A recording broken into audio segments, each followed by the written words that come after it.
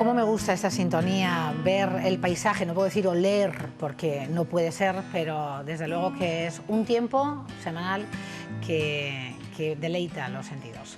Está con nosotros Daniel, con nosotros de nuevo porque ha hecho ahí un alto. Daniel Cabrero, bienvenido. Hola, buenas tardes, gracias. Daniel y Alba Blasco. ¿Qué tal, chicos? Hola, muy bien. De Viajes y Rutas por Castilla, por nuestra tierra. Vamos a ver, a disfrutar y a recomendar, que también en buena medida es nuestro objetivo. Vale, pues hoy teníamos pensado hablar de Soria, ¿vale? Vamos a dividir la excursión en 3 sitios. Uno es el Monumento Natural de la Fuentona, otro es la Reserva Natural del Sabinar de Calatañazor y por último vamos a ver el pueblo que da nombre a ese mismo Sabinar. Bueno, ¿vale? O sea que la ruta la vamos a dividir en 3. Se podría decir que es una excursión que nos va a llevar todo el día y es para todos los públicos, que tiene de todo. Esto es como en las películas, qué bien. Vamos a arrancar con la Fuentona, ¿no? Efectivamente, vamos a explicar primero por qué se le denomina monumento natural. Hay pocos además, ¿no?, en Castilla. Sí, claro, eso es lo curioso, que tiene su mérito porque en Castilla y León solo hay 6 monumentos, o sea... Monumentos naturales. 6 monumentos naturales que estamos viendo ahí en el mapa y uno de ellos es la Fuentona en Soria. Se le considera monumento natural, en primer lugar, porque alberga uno de los acuíferos más interesantes y profundos de toda la península, ¿vale? Que es el acuífero de Sierra de Cabreja y es de donde emana el río Avión, que nace ahí. En segundo lugar, porque viven en este entorno especies que están en peligro de desaparición, como puede ser el águila real y el cangrejo de río. Y el cangrejo de río, qué rico. Vaya, como te oigan los ecologistas. Y bueno, en tercer lugar, por su vegetación, ¿vale? En la que destaca la sabina, que, bueno, que tiene gran importancia botánica. Nos habéis apuntado una serie de datos para esta ruta. Por ejemplo, dificultad muy sencilla, por eso decía Daniel, ¿no? Es muy sencilla. Para todos los públicos. Efectivamente, además esta ruta está adaptada y consta, está metida dentro de un programa que se llama Programa Castilla y León Accesible por Naturaleza, que es una serie de rutas que han hecho un poco dirigidas a las personas que, oye, pues que tienen algún tipo de discapacidad para hacerlo más accesible el acceso. Ah, está muy bien, o sea, que habéis elegido muy bien para todos los públicos. Para todos los públicos. Una distancia, bueno, relativamente corta.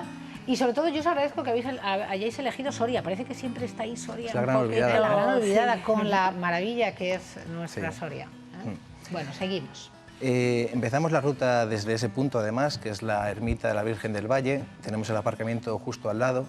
O sea que podemos aparcar justo ahí. Aparcar justo la imagen que estamos viendo, ¿no? Generalmente cuesta 4 euros. Sí, en época de turismo vale 4 euros. No es... Bien. Desde ahí empezamos a andar y ya empezamos a ver paisajes que quitan un poco el sentido. Sí, efectivamente. El sentido. Entonces caminamos a orillas del río Avión durante varios kilómetros, bueno, pues eso, por ese tipo de paseo. Bueno. Que la verdad que es bonito. Yo no he visto unas fotos más bonitas. ¿Cuánto tiempo tardáis en hacer estas fotos? Son increíbles. Somos un poco pesados cuando vamos con gente. La ruta de 2 horas a nosotros nos dura 6, pero bueno, pero luego merece la pena eso para pillar estos momentos. El agua es completamente cristalina y sí que invita a beber. Y de hecho, es cristalina. Cristalina completamente. El color que estamos viendo sí, es un poco todo turquesa, lo que pero míralo, si te das cuenta. Luego la vegetación le da ese color turquesa o verdoso que es muy bonito. Invita a pegar un traguillo y de hecho lo hicimos. ¿Se puede? No sabemos si es no lo tenemos potable, muy la claro, verdad. pero sí que lo hicimos y no sabe a hierro como las de las fuentes medicinales que sabían a candado, ¿no? Pues esta sabía bien. ¿Vale? Seguimos el camino y ya te digo, andaremos durante 2 kilómetros más o menos hasta llegar a un cruce que nos indica el camino hacia la cascada, ¿vale? Esto tiene una fuentona y una cascada. Vamos a visitar primero la cascada. Exacto. Y luego iremos hasta la fuentona. ¿Porque es una fuente grande? Es un lago grandote, sí. Sí, claro. Es un lago de unos 35 metros 30 metros de ancho. Claro. Sí. Fuentona, tiene que ser un pedazo de fuente. Y de ahí nace el río Avión. Claro. ¿Vale? Entonces, bueno, también vemos que hay puentes que te amenizan un poco el paseo. Y como decía Dani, pues llegamos a un punto en el que hay una señalización que nos marca el desvío a la cascada. Esta cascada se llama Cascada de la Hoz o Cascada de la Fuentona, simplemente. Mira, ¿ves? Ese es el indicamiento, que está a 700 metros. Entonces, nada, nos desviamos a la derecha y llegamos a esta cascada. Me pones nerviosa de verdad con esta ruta. Me voy a caer de la silla. ¡Ay, qué bonita! Esto es la cascada. Sí. Y lo que te iba a decir es que es muy importante ir en época de lluvias, en las que haya Pues agua. en la propia, ahora mismo. Exactamente, ahora es el momento ideal, porque nosotros, fíjate, ahí hay más agua todavía.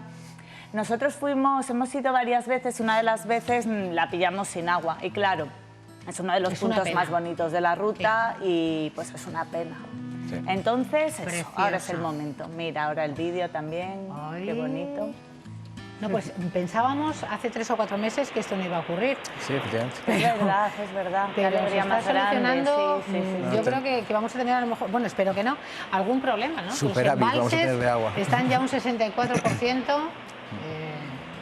Y bueno, vamos a ver qué pasa, porque sigue lloviendo y sigue lloviendo. Bueno, que llueva, que hace falta.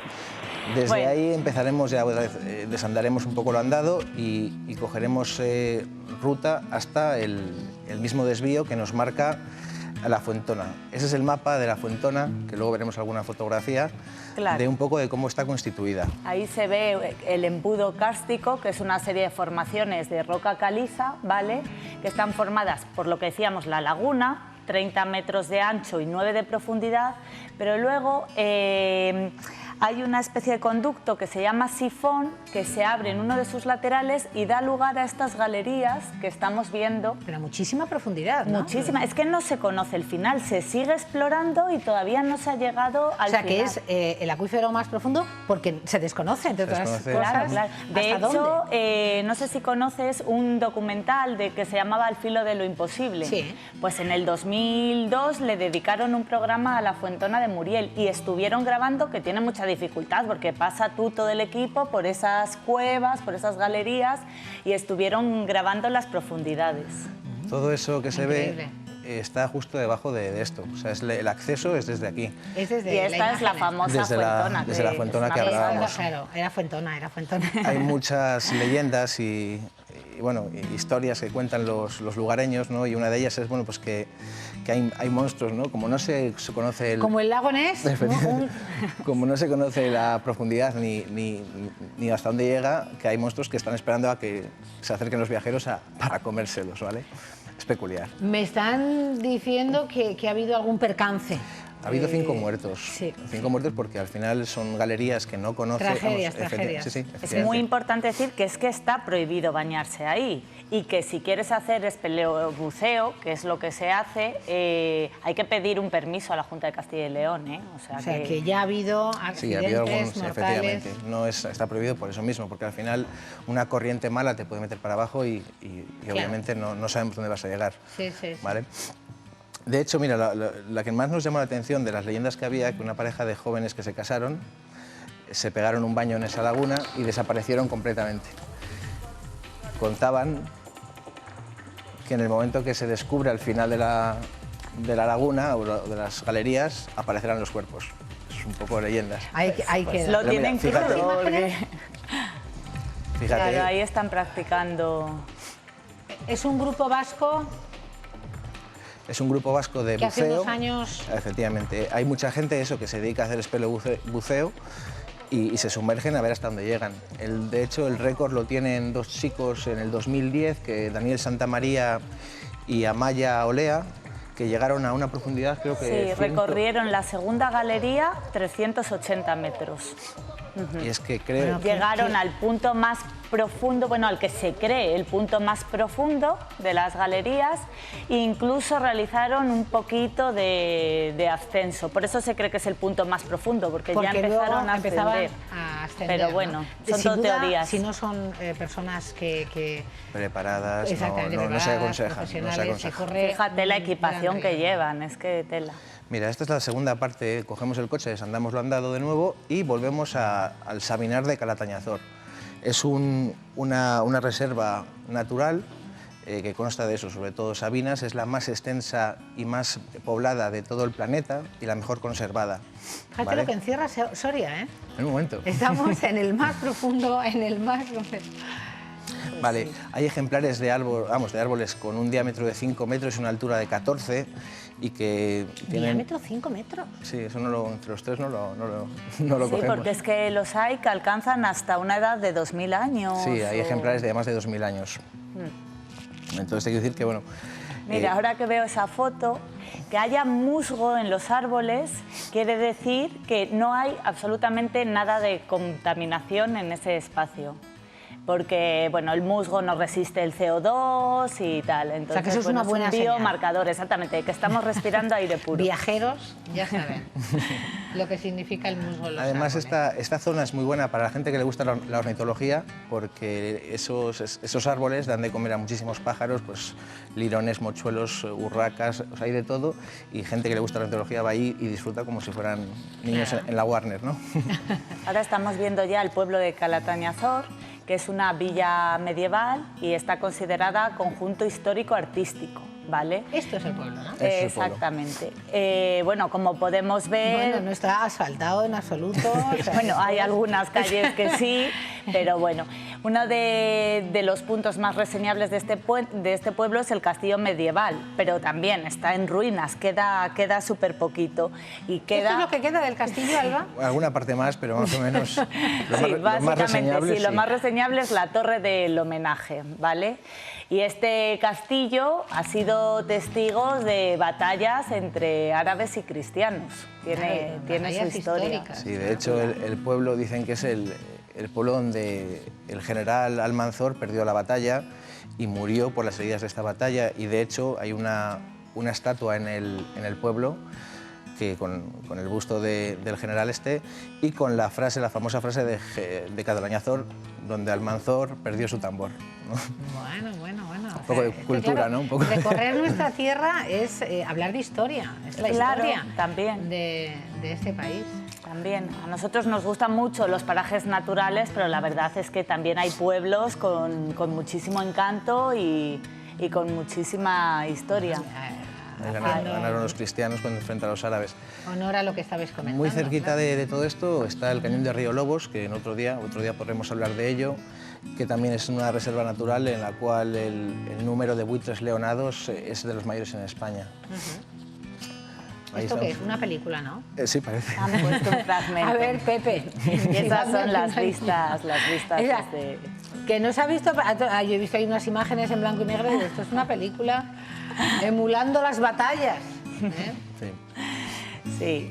La verdad que pasearse, pero en este viaje no Pero llevamos... bueno, este pueblo está habitado. Sí, ¿no? totalmente. Aunque Sí, lo De veamos hecho, sí, hay así. bares... nosotros somos muy dados a llevar el bocadillo. Mira, esto es la estatua Mira, que comentábamos esta es la antes. estatua de homenaje Al general Almanzor.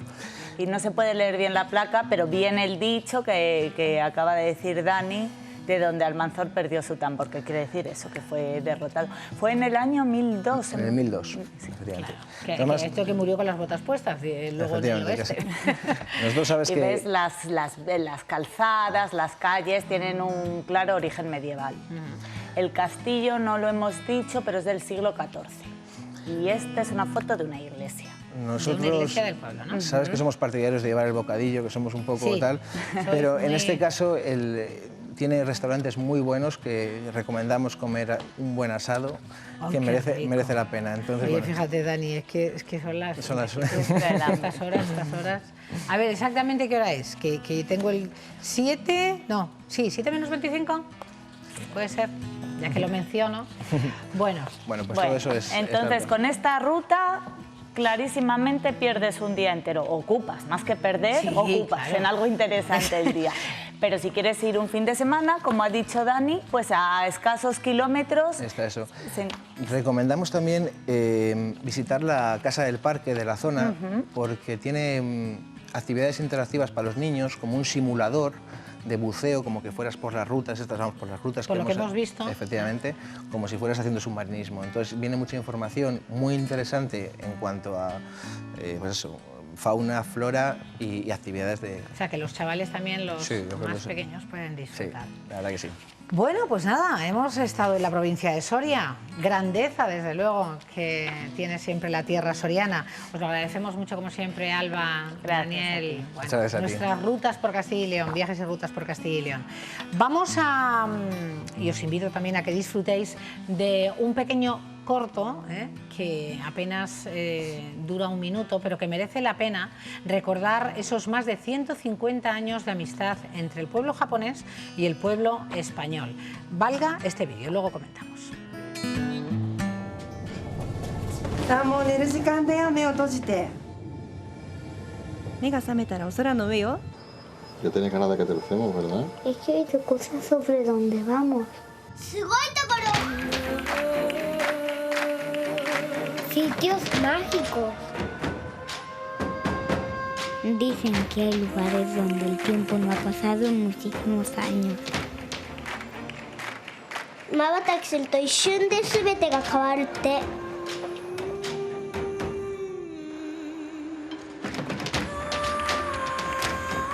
Es tan increíblemente diferente. でもお友達の家に遊びに来てるみたい。Y es que celebramos ya 150 años de amistad juntos. 全部大好き。La comida siempre está riquísima. ¡Oishii! ¡Buenísima! Y lo mejor de todo es que todo se hace con el corazón. Mismo latido, misma pasión. Nihon to Spain no 150 年.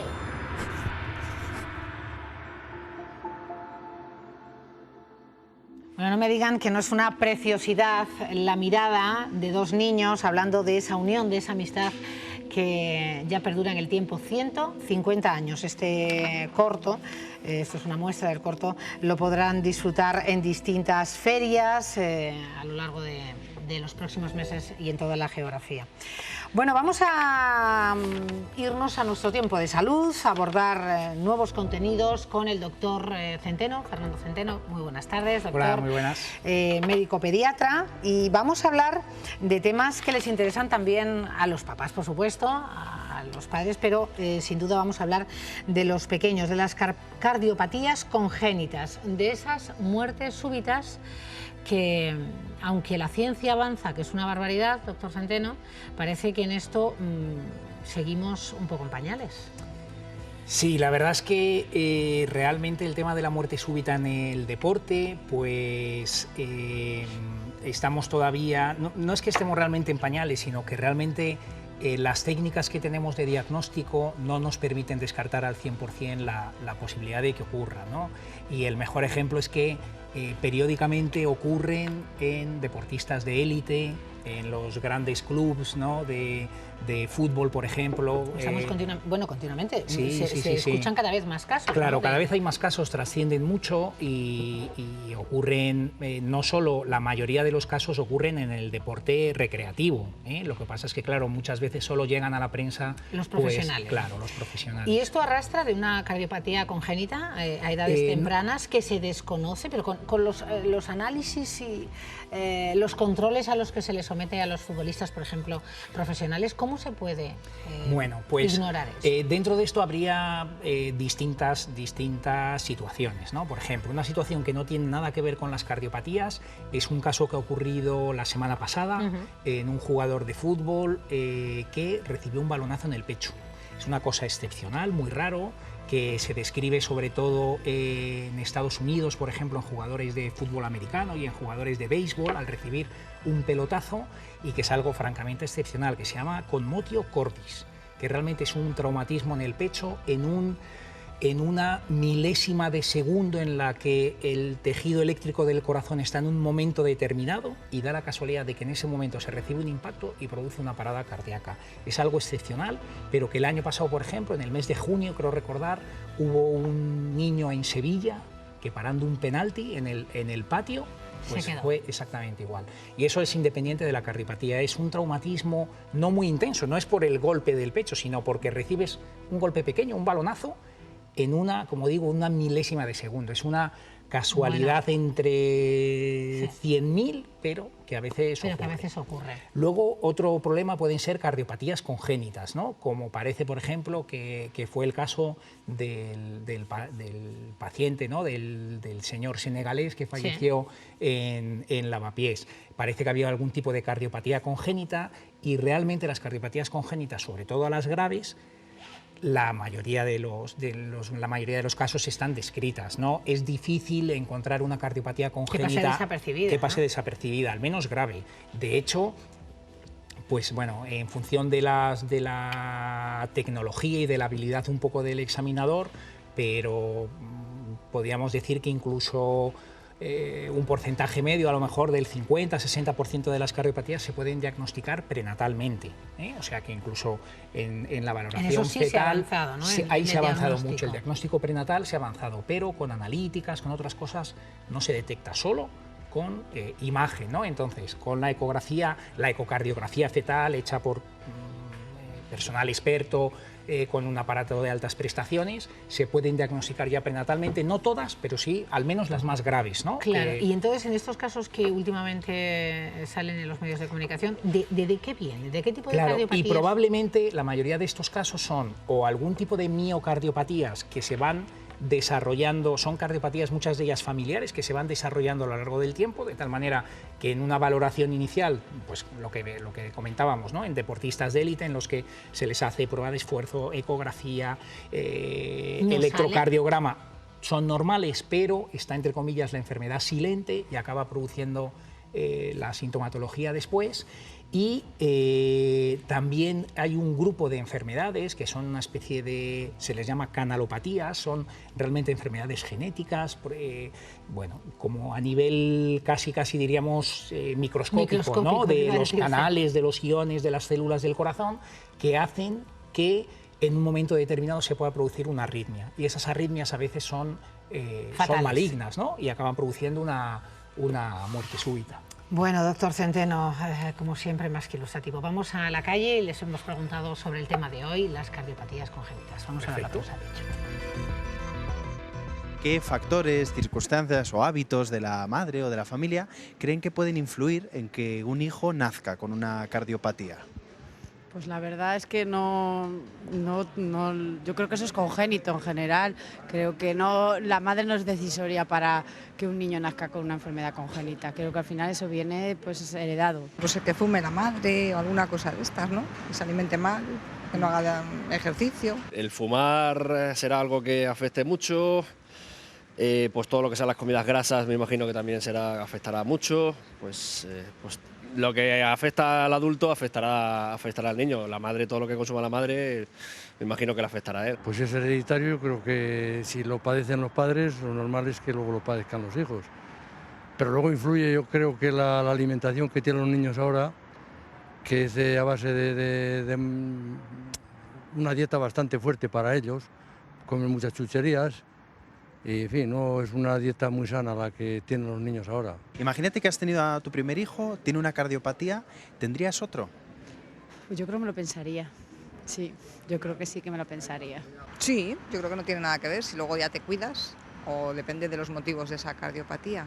Yo creo que no influye, vamos, o sea, para mí no sería influyente, vamos. Cuando hablamos de cardiopatías en niños, también es muy común pensar siempre en un desenlace como puede ser la muerte súbita, es algo que ocurre. ¿Qué crees, qué medidas crees que podemos tomar para que a la hora de que los niños hagan deporte, pues bueno, intentar evitar ese tipo de riesgos? Pues hombre, yo creo que intentar desde pequeño a lo mejor llevar un control, la madre siempre, yo creo que al final pues conoces a tus hijos y les notas si se notan cansados y demás. Pues hombre, la muerte súbita yo creo que tenían que tener el desfibrilador en todos los sitios donde haya niños haciendo deporte, deberían de tenerlo, que yo creo que no es una cosa tan cara y se evitarían a veces muertes. Pues seguir un poco la guía que te dé el pediatra de pues póngale de hacia arriba o hacia abajo, como van cambiando las normas o la guía que te marca el pediatra es lo que considero que habría que hacer. Pero vamos, yo creo que se evitaría que a lo mejor no se controla muy bien el deporte que hacemos también algunas veces.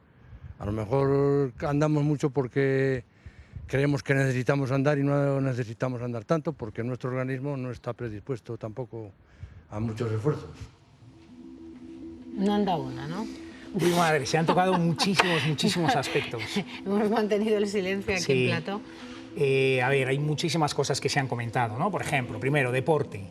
El deporte de entrada siempre es bueno, ¿no? La Asociación Española de Pediatría, la Sociedad Española de Cardiología, todo el mundo recomienda la práctica habitual de deporte. No tiene por qué ser un deporte físico intenso, pero la práctica continuada incluso de deporte de baja intensidad, ¿no? De actividad física de baja intensidad, el caminar, etcétera, siempre es una cosa cardio saludable.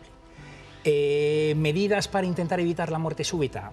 Efectivamente, por ejemplo, han dicho bien lo de los desfibriladores, la presencia de desfibriladores automáticos, que ellos solos tienen un software ya preparado en el que van dando instrucciones al reanimador. En las últimas guías de reanimación cardiopulmonar se da mucha importancia a que cuando se contacta con el 112, cuando se produce una parada, lo primero eso es llamar al 112, pero en lo que llega esos primeros minutos son fundamentales, ¿no? Entonces, la persona que está al otro lado del coordinador del 112, ¿no? Puede dar instrucciones de qué es lo que se tiene que hacer, y esas instrucciones son muy importantes, y ese desfibrilador automático que el aparato va diciendo cómo hay que usarlo, ponga una pegatina, ponga otra pegatina, etcétera, va muy bien. Y iría un poco más allá. Yo creo que es muy importante que la población general, incluso considero que se debería dar educación en los colegios, tendrían que tener nociones básicas de reanimación Absolutamente de acuerdo. De hecho, no se sigue, en algunos se hace, no se sigue, pero está dentro de la LOMCE. Yo estoy totalmente de acuerdo. Es que hay niños que han salvado la vida de adultos. Claro. Nosotros hace poco hemos estado, por ejemplo, en el Colegio Lourdes haciendo una pequeña experiencia, ¿no? Dando instrucciones básicas, ¿no? De reanimación cardiopulmonar. Pero la actuación desde el momento cero, diría, es fundamental. Esos primeros minutos son las que probablemente van a dar un mayor porcentaje de supervivencia y un menor porcentaje de secuelas en la reanimación, con lo cual ahí... O sea, que en ese sentido sí que hay que insistir en la población. Fundamental, en la población general, porque evidentemente el personal sanitario lo sabe hacer y lo sabe hacer bien, pero no siempre está el personal sanitario. Entonces, y mientras, esos 5 o 6 minutos, ¿qué son críticos totalmente. Diría que el primero y el segundo... son los que inclinan la balanza, ¿no? Claro, con lo cual eso, fundamental.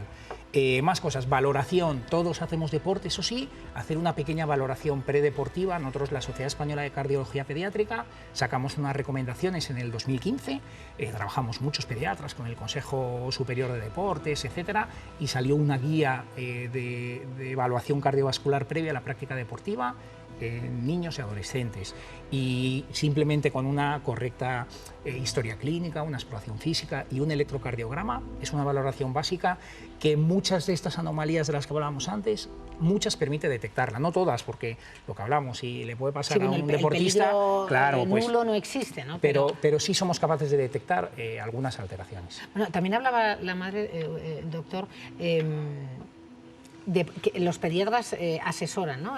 Para evitar la muerte súbita, que eso sí, cuando acabas de tener un niño, te obsesiona, ¿no? Te levantas por la mañana y el niño, es que ha pasado, no sé cuál es el porcentaje, pero los pediatras asesoran una posición. A ver... Para dormir, el niño. Sí. Evidentemente... No sé si se podrá evitar la muerte súbita. Claro, la muerte súbita no se puede evitar. Realmente lo que hay son una serie de factores que se saben que son protectores o que son favorecedores de la muerte súbita, ¿no? Realmente el concepto de la muerte súbita del lactante no tiene relación con la muerte súbita del deporte, o quizás sí, ¿no? Porque cada vez hay más líneas que pueden vincular la muerte súbita del deporte con algún tipo de problema cardíaco. Pero en general, la muerte súbita del lactante como tal es un cuadro en el que no se encuentra ninguna causa. Y como decía, hay una serie de factores favorecedores, ¿no? Como puede ser la posición. Se recomienda que los niños duerman boca arriba, ¿no? Se recomienda, por ejemplo, que los niños no estén especialmente abrigados, que no se fume en casa. Se sabe también que la lactancia materna, por ejemplo, es un factor protector para la muerte súbita. Entonces, realmente ninguna de estas causas o ninguno de estos factores causa la muerte súbita ni la puede evitar del todo, pero epidemiológicamente, al hacer estadísticas, se ve que hay factores que son favorecedores y factores que son protectores. Bueno, pues vamos con la primera pregunta, doctor Centeno. ¿Debo preocuparme si mi hijo tiene un desmayo? Está incluso asustada preguntando. Sí, bueno, a ver, ¿debo preocuparme? Depende. La respuesta sería muy, muy gallega, ¿no? Muy Depende. muy gallega. En principio, la mayoría de los desmayos que se producen no tienen gran trascendencia, ¿no? Pero más que el hecho de que se produzcan sí, la importancia probablemente o la preocupación puede venir dada por las circunstancias, es decir, el típico día de Navidad que va toda la clase o todo el colegio al salón de actos a ver la función, que están con el abrigo, la mochila, está la sala llena y están de pie y está una hora de pie y se pone sudoroso y se desmaya, pues probablemente es lo que llamamos la lipotimia de toda la vida, ¿no? Un síncope neuromediado, síncope vasovagal, casi seguro.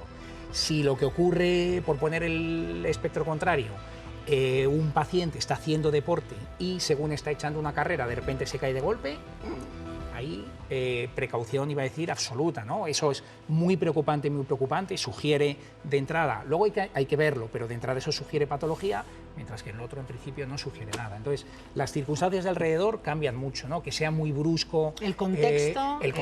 En relación con ejercicio, eso siempre hay que investigarlo. Hay que cuidarlo. Bueno, vamos a otra pregunta.